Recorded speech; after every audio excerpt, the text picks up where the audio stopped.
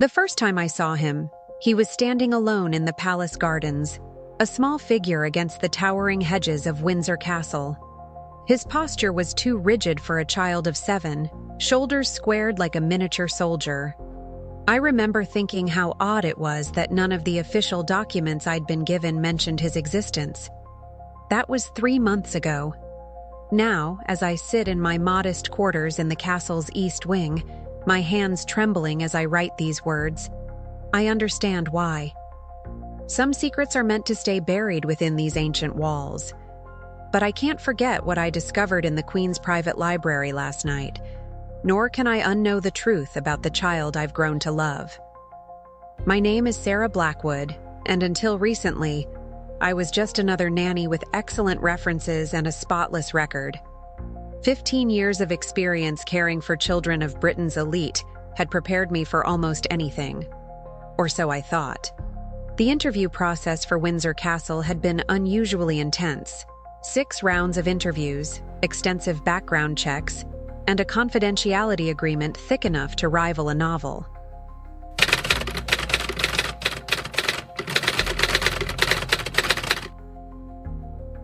Miss Blackwood, Lady Henrietta Coldwell had said, her steel-gray eyes assessing me over her reading glasses.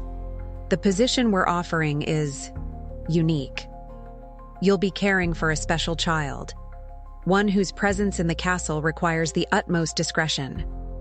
I should have recognized the warning in her words, the careful way she avoided any mention of the child's name or relationship to the royal family. But the salary they offered was extraordinary, and after my mother's recent diagnosis, I needed the money for her treatment.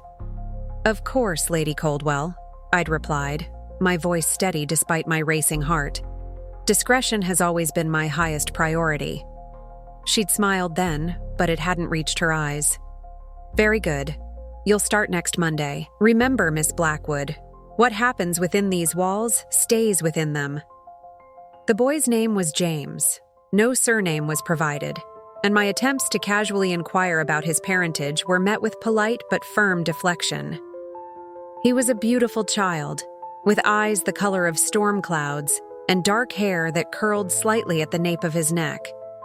There was something familiar about his features, something I couldn't quite place. James spoke with a wisdom beyond his years, but there were moments when his carefully constructed composure would crack, revealing the lonely child beneath. He spent his days in a secluded wing of the castle, with private tutors coming and going like shadows.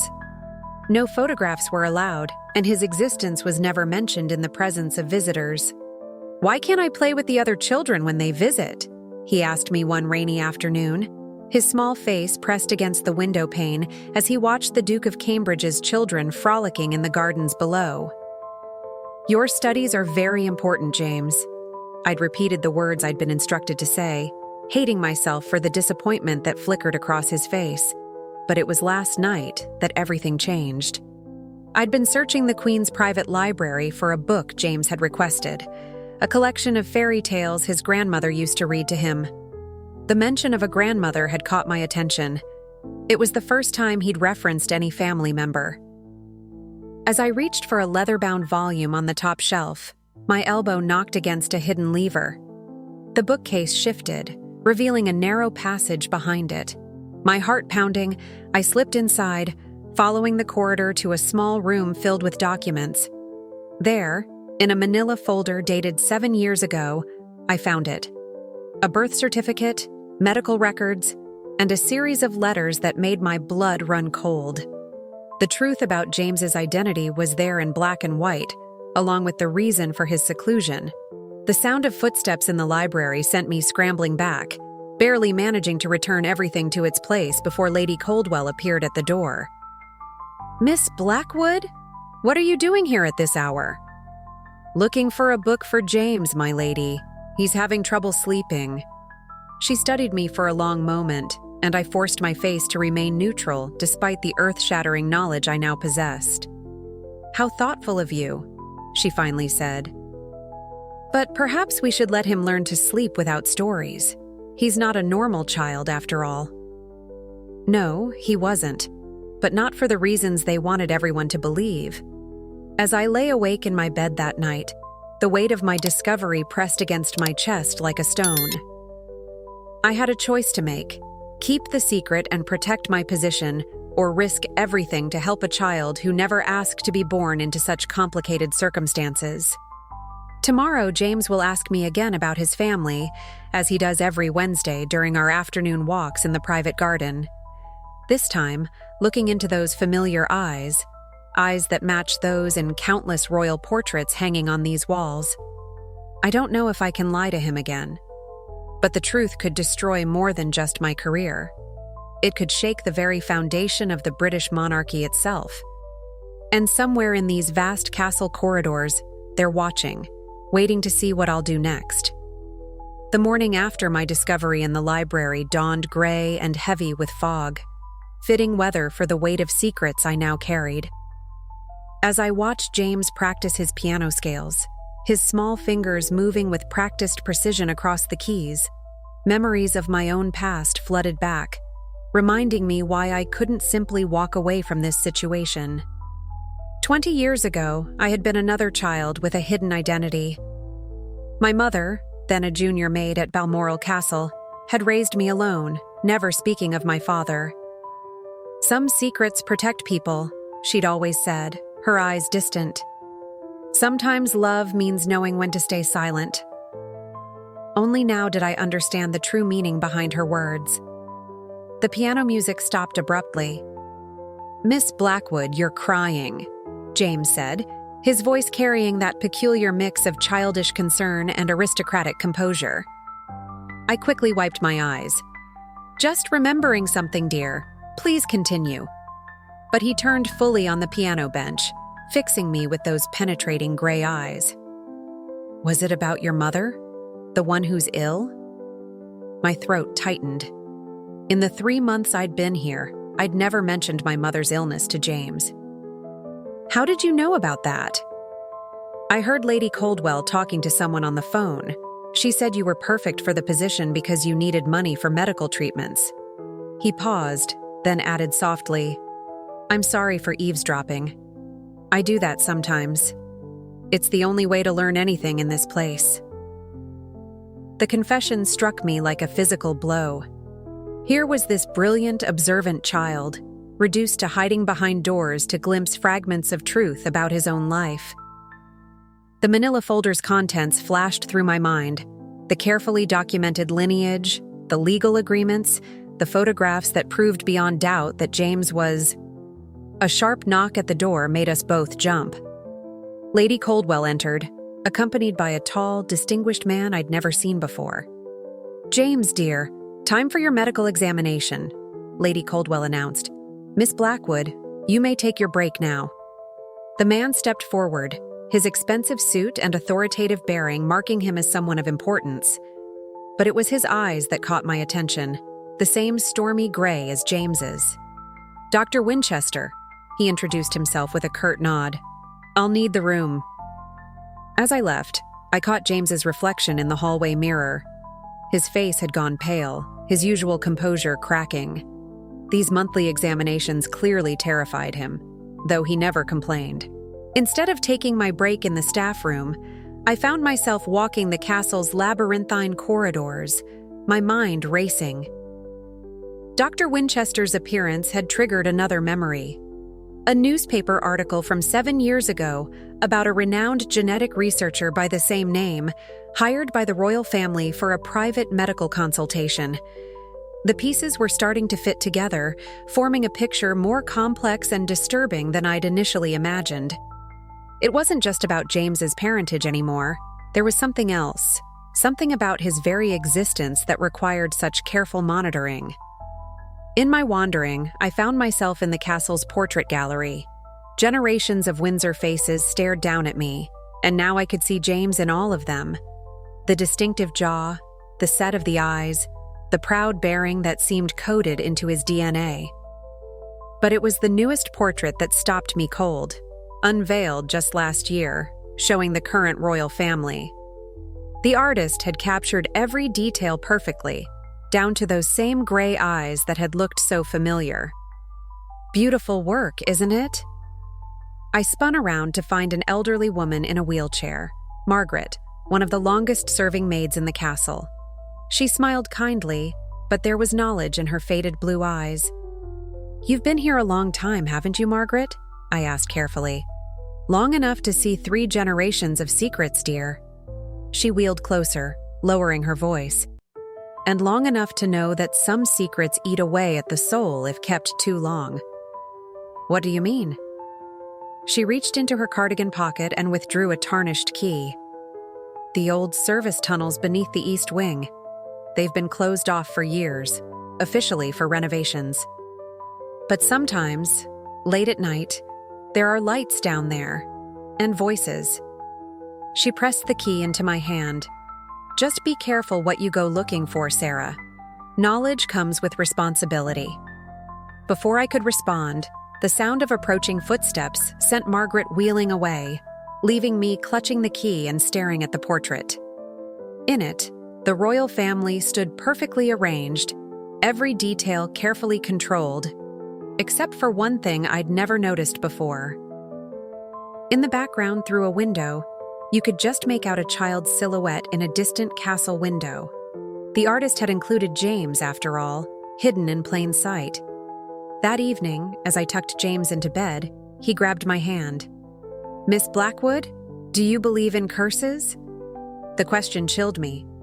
"What kind of curses, James?" "Dr. Winchester says I'm special, that my blood is special." "But sometimes—" He glanced fearfully at the shadows in the corner of his room. "Sometimes I think it's not special. I think it's cursed." I squeezed his hand, my decision crystallizing. Tomorrow night, I would use Margaret's key. Whatever lay in those tunnels, whatever truth about James's special blood they were hiding, I had to know, even if that knowledge would put us both in danger. The service tunnel key burned in my pocket throughout the next day. I went through my duties mechanically, hyper-aware of every glance, every whispered conversation around me. James seemed to sense my distraction during his lessons, but mercifully asked no questions. Perhaps he understood more than he let on. He always did. At midnight, I made my move. The old service entrance was hidden behind a tapestry in the east wing, its lock stiff with disuse. My hands trembled as I inserted Margaret's key, the metal scraping against metal until finally, it turned. The tunnel air hit me like a tomb's breath, thick with decades of secrets. My flashlight beam caught cobwebs and ancient pipes, but as I descended deeper, signs of recent activity became apparent. Fresh cable lines, modern security cameras, thankfully dark, and the faint hum of ventilation. After what felt like hours but was probably minutes, the tunnel opened into a larger space. Through a heavy steel door, left slightly ajar, voices drifted out. I recognized Dr. Winchester's cultured tones immediately. "The latest tests confirm it. The boy's genetic structure is unprecedented, a perfect fusion of both bloodlines. If we can replicate the process—" "That was never part of the agreement," Lady Coldwell's voice, sharp with anger. "He was supposed to be the only one. My dear Henrietta, surely you understand the implications. A child with genetic markers from both the oldest royal bloodline in Europe and—" "Stop." A new voice, one that made my blood freeze. I knew that voice from television, from formal addresses to the nation. "We've contained the situation this long. There will be no replications, no experiments. James remains our sole focus." "Your Majesty," Dr. Winchester pressed, "consider the medical applications. His blood's regenerative properties alone are the very reason this must remain buried," the royal voice cut in. "If the public ever discovered what was done, what we agreed to, the monarchy wouldn't survive it." My foot slipped then, sending a loose stone skittering across the floor. The voices stopped. "Check the corridor," Lady Coldwell commanded. I fled, my heart thundering in my chest, not stopping until I reached my quarters. But sleep was impossible. The fragments I'd overheard spun in my mind, connecting with other pieces. James's monthly examinations, his mysterious comments about cursed blood, the genetic researcher's presence in a royal household. What had they done? What was James? Dawn found me at my desk, writing everything down: dates, names, conversations. If something happened to me, there needed to be a record. I was so absorbed that I nearly missed the soft knock at my door. It was James, still in his pajamas, looking smaller and more vulnerable than ever. "I had that dream again," he whispered. "The one where I'm in a glass room and they're all watching me, waiting for me to do something amazing. But I don't know what they want, and it hurts." I pulled him close, feeling his thin shoulders shake. "James, I need to ask you something important. These examinations with Dr. Winchester, what exactly does he do?" He stiffened in my arms. "They take blood, lots of it. And sometimes when I cut myself or get hurt, they don't bandage it right away. They watch and take notes. I heal fast, you see. Faster than normal people. Does it frighten you? Not the healing, but the way they look at me afterward, like I'm not real, like I'm an experiment." His gray eyes met mine, suddenly ancient in his young face. "That's what I am, aren't I? An experiment." Before I could respond, heavy footsteps echoed in the corridor. James disappeared into my bathroom just as Lady Coldwell burst in, her face ashen. "Miss Blackwood, there's been a security breach. Someone accessed the lower levels last night." Her eyes raked the room, settling on my desk where my notes lay exposed. "The Queen requires your immediate presence." My heart stopped, but years of professional training kept my voice steady. "Of course. Let me just change. Now, Miss Blackwood." "Us?" As she led me away, I caught a glimpse of James peering from the bathroom door, his expression a mixture of fear and determination. In that moment, I realized two things. He had known I would go to the tunnels eventually, and he had come to warn me. But it was too late. As we approached the Queen's private study, I saw Dr. Winchester waiting outside, holding a familiar manila folder. On top was a new document, one that looked suspiciously like a non-disclosure agreement. The choice I had dreaded was upon me: sign away my silence and abandon James to his fate, or risk everything to expose a truth that could shake the very foundations of the British monarchy. But there was a third option, one that had been forming in my mind since last night. Because I hadn't just discovered James's secret in those tunnels, I had recognized something in Dr. Winchester's words, something that connected to my own mysterious past, to my mother's time at Balmoral, to the reason she had always kept silent about my father. As Lady Coldwell reached for the study door, I squared my shoulders. "Sometimes love means knowing when to stay silent," my mother had said. But sometimes love means knowing when to speak. The Queen's study smelled of history and leather-bound books, but all I could focus on was the DNA report lying open on her mahogany desk. My own name jumped out at me from the page, alongside James's, and suddenly the room felt too small, too close. "Miss Blackwood," the Queen spoke, her voice carrying the weight of centuries. Or should I say, Miss Windsor? The world tilted on its axis. Though I'd begun to suspect the truth, hearing it stated so plainly made my knees weak. Lady Coldwell guided me to a chair, less from kindness, I suspected, than from fear I might faint and create a scene. "You see, Dr. Winchester said, spreading more papers across the desk. "When we ran James's monthly blood work, we discovered something fascinating. Genetic markers that couldn't be explained by his known parentage. It led us to run a comparative analysis with all castle staff and, well," he gestured at the report. "You can imagine our surprise." "My mother," I whispered. "All those years at Balmoral." "A regrettable indiscretion," Lady Coldwell cut in sharply. "One we thought had been adequately handled." The Queen raised a hand, silencing her. "Sarah, You must understand the delicacy of this situation. James isn't just any child. He represents something unprecedented in medical science. The combination of his direct royal lineage and your unexpected genetic contribution has created something extraordinary.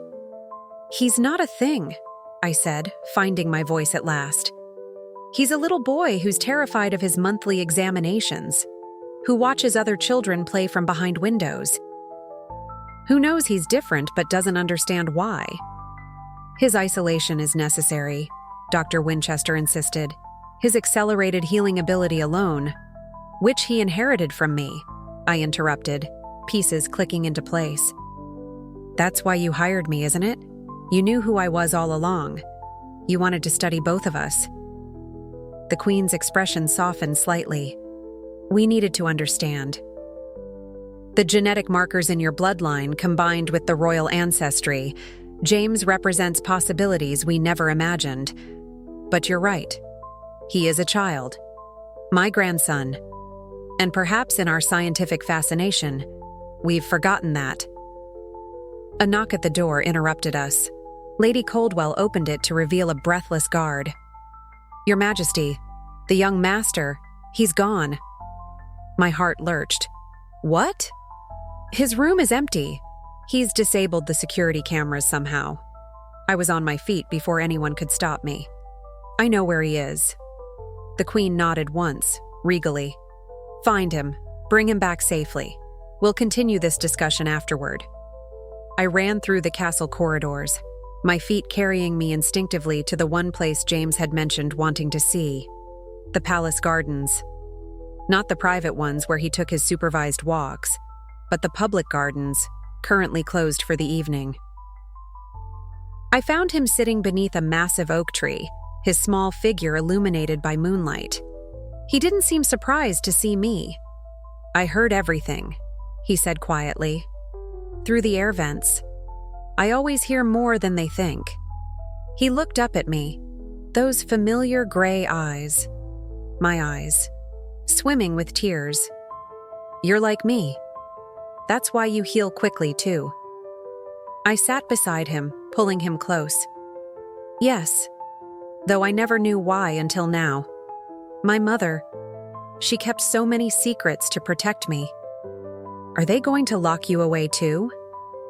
No, I said firmly. And they're not going to lock you away anymore either. Things are going to change. Because we're special? Because you're a child who deserves to live, to play, to be happy. The genetic gifts we share, they're part of who we are, but they don't define us. Heavy footsteps approached. Castle security, no doubt. James tensed, but I held him tighter. Trust me, I whispered. I have a plan. And I did. Because while the Queen and Dr. Winchester had been focused on genetic markers and medical breakthroughs, they'd missed something crucial. The true power wasn't in our blood. It was in the story itself. A story that, if revealed thoughtfully, could either destroy the monarchy or transform it. I thought of the manila folder in my room, of the detailed notes I'd made, of Margaret, who had given me the key knowing exactly what I would find, of my mother, who had chosen silence to protect me, of James, who deserved better than to be a scientific curiosity. As security surrounded us, I stood, keeping James behind me. We need to speak to the Queen again, I announced. About the future, all of our futures. Because I had realized something in that garden, the choice wasn't between keeping secrets and exposing them. It was about finding a way to acknowledge the truth while protecting those we loved. Just as the monarchy had evolved over centuries, it would need to evolve again.